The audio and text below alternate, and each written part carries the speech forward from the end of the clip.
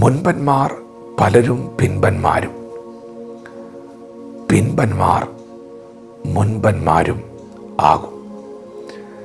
ദൈവത്തിൻ്റെ മാറ്റമില്ലാത്ത വചനം ശ്രദ്ധിക്കുന്ന പ്രിയപ്പെട്ടവരെ, മുൻപിൽ നിന്നവർ തന്നെയാണ് ഇപ്പോൾ പിൻപിലായത്. എന്നാൽ ഇന്ന് പകൽ മുൻപിൽ നിൽക്കുന്ന നിങ്ങളോട് ദൈവം പറയുന്നു, നിങ്ങൾ പിൻപിലാകരുത്. ആരാണ് മുൻപിൽ നിന്നവർ? തിരുവെഴുത്തെന്ന് പറയുന്നു, കൊമ്പുകളിൽ ചിലത് ഒടിച്ചിട്ട് കാട്ടൊലിവായ നിന്നെ അവയുടെ ഇടയിൽ ഒട്ടിച്ച്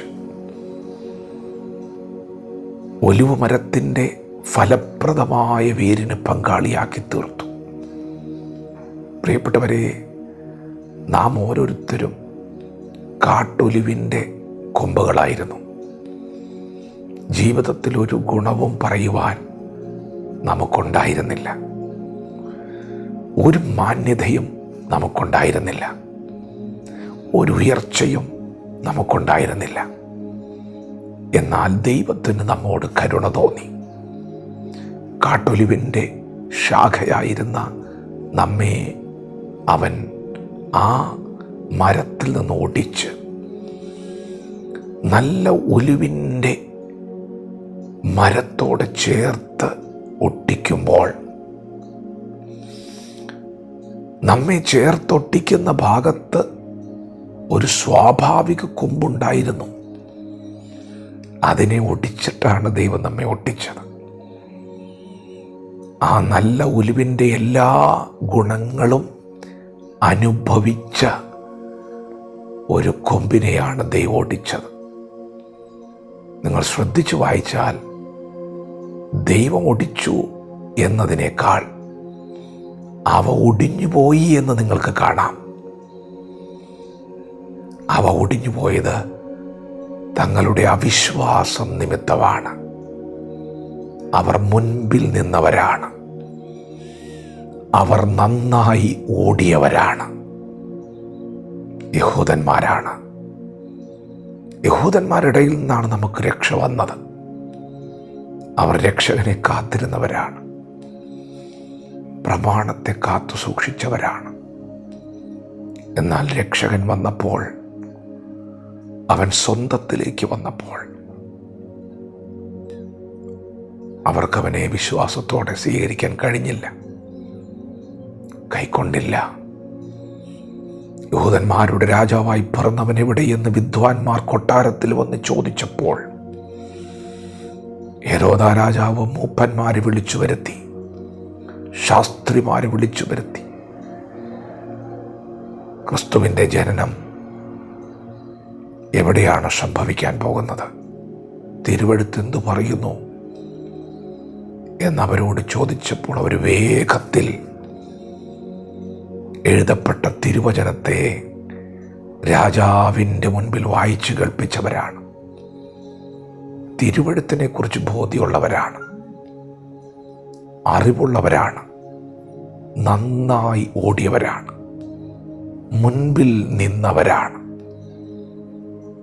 പക്ഷേ അവർ പിൻപന്മാരായി ഒടിഞ്ഞുപോയി. അതവരുടെ അവിശ്വാസം നിമിത്തമായിരുന്നു. രക്ഷിക്കാൻ വന്നവനെ ക്രൂശിച്ചു കളഞ്ഞു. പ്രിയപ്പെട്ടവരെ, ഇന്ന് നിങ്ങൾ നിൽക്കുന്നത് എവിടെയാണെന്ന് അറിയണം. നന്നായി ഓടിയവൻ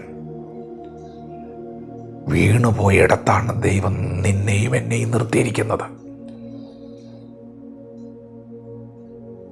ദൈവത്തിനൊരു ദൂത് പറയാനുണ്ട്. നന്നായി ഓടണം. മുൻപിൽ നിൽക്കുന്നവരോട് ദൈവത്തിന് പറയാനുള്ളത്, ഇതിനു മുൻപ് മുൻപിൽ നിന്നവൻ വീണത് എന്തുകൊണ്ടാണെന്ന് അറിയണം. അവിശ്വാസം ഒരിക്കലും വേര് പിടിക്കരുത്. പാപത്തിൻ്റെ ചതിയാൽ ഹൃദയം കഠിനപ്പെടാൻ സാധ്യതയുള്ളത് കൊണ്ട് ഇന്ന് എന്ന് പറയുന്നിടത്തോളം നാൾ തോറും അന്യോന്യം പ്രബോധിപ്പിച്ചുകൊള്ളുവിൻ. സ്വാഭാവിക കൊമ്പുകളെ ദൈവം ആദരിക്കാതെ വന്നെങ്കിൽ നമ്മെയും അവൻ ആദരിക്കാതെ വന്നേക്കാം. ഞെളിയാതെ ഭയപ്പെടുക എന്നാണ് ദൈവത്തിൻ്റെ ആലോചന. പ്രിയപ്പെട്ടവരെ, വിശ്വാസത്തിൽ നാം ഒരിക്കലും ക്ഷീണിച്ചു പോകരുത്. നാം പ്രാർത്ഥനയിൽ മടുത്തു പോകരുത്.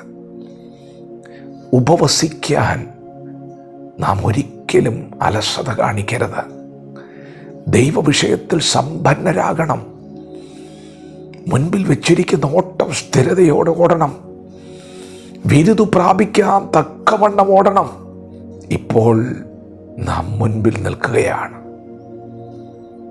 പുറകിലേക്ക് പോയാൽ തിരുവെഴുത്ത് പറയുന്നത് നാം നാശത്തിലേക്ക് പിന്മാറുന്നവരുടെ കൂട്ടത്തിലല്ല, വിശ്വസിച്ച് ജീവരക്ഷ പ്രാപിക്കുന്നവരുടെ കൂട്ടത്തിലാണ്. പിന്മാറ്റം എപ്പോഴും നാശത്തിലേക്കാണ്.